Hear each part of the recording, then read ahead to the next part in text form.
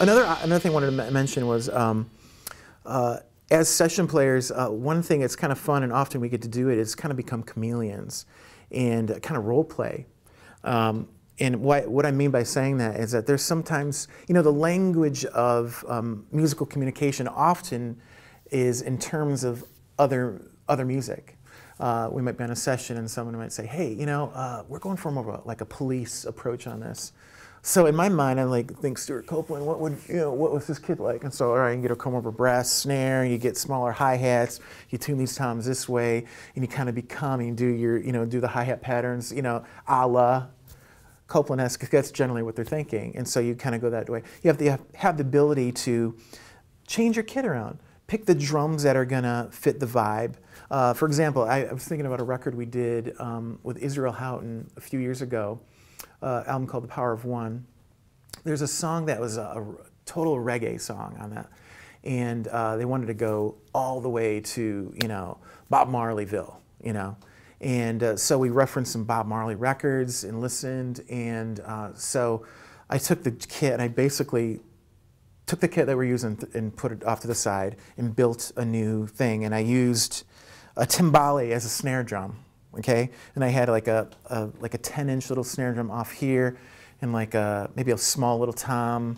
I think I had 12-inch hats and a crash. I mean, it was this really basic backwards-looking kit that you could never use on any other song probably, but in that track, it was exactly what it needed, and it's actually kind of fun to switch it up a little bit, because when you switch your kit around, it makes you play and think differently than you normally would, which is a good thing.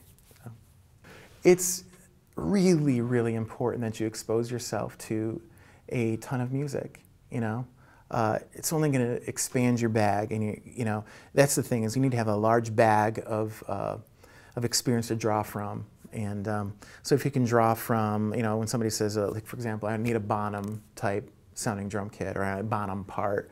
Well, if you've never listened to Zeppelin, you might have a hard time figuring that one out. I remember a few years ago.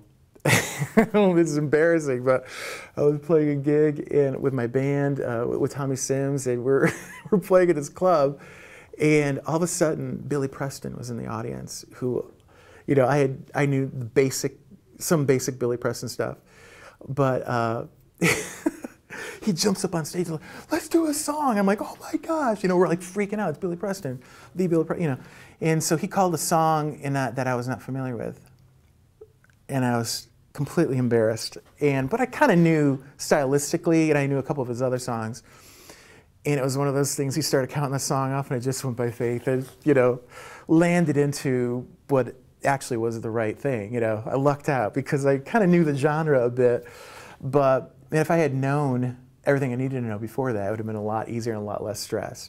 But the idea is to expand your mind musically and try to consume as much music as possible, because that's only going to help you bring different elements in to the drum parts that you do create.